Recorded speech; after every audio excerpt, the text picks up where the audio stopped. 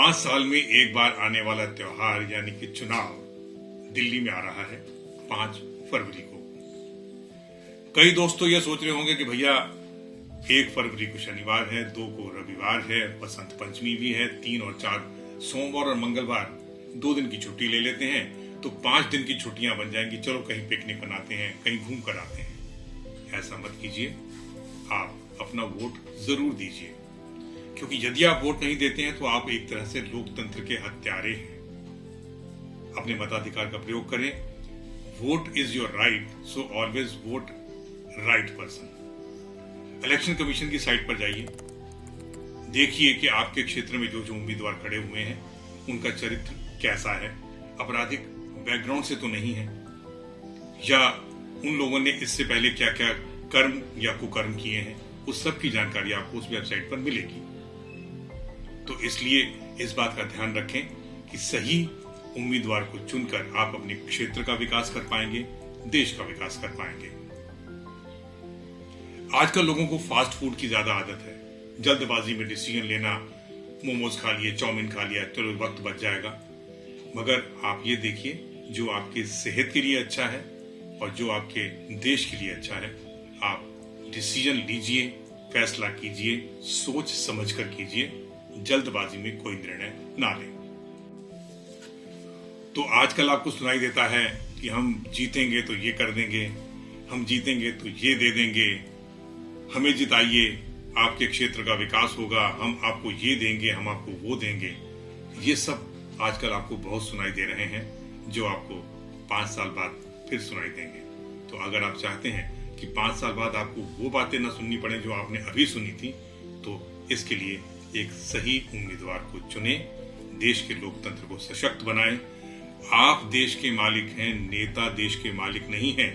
वो खुद आगे आ रहे हैं आपकी सेवा करने के लिए, तो उनकी सेवाओं का सदुपयोग करें और सही उम्मीदवार को चुनें।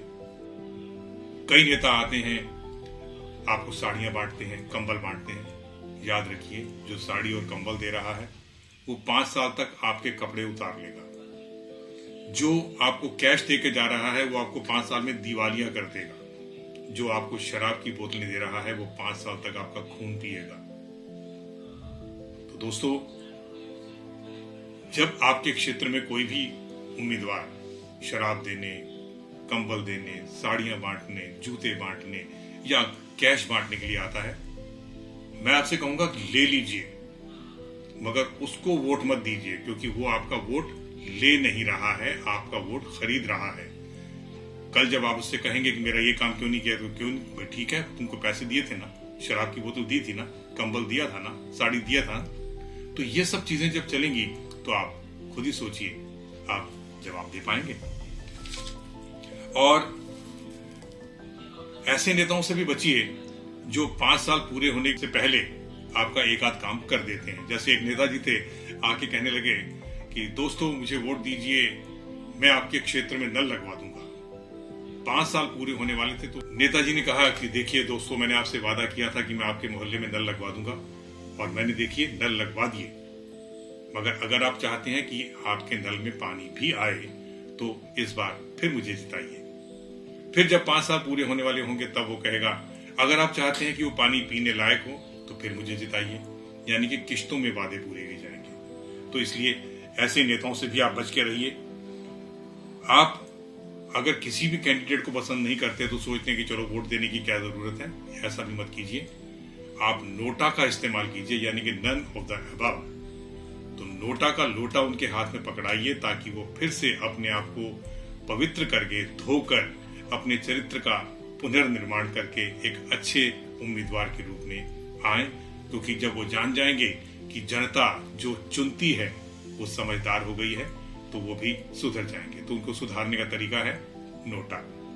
तो दोस्तों, आप सबसे यही कहूंगा कि आप लोग अपने मताधिकार का प्रयोग करें। कहीं ये ना हो कि आपका जल्दबाजी में दिया गया वोट या एक गलत निर्णय आपको 5 साल तक रुलाता रहे। नमस्कार, जय हिंद, जय भारत।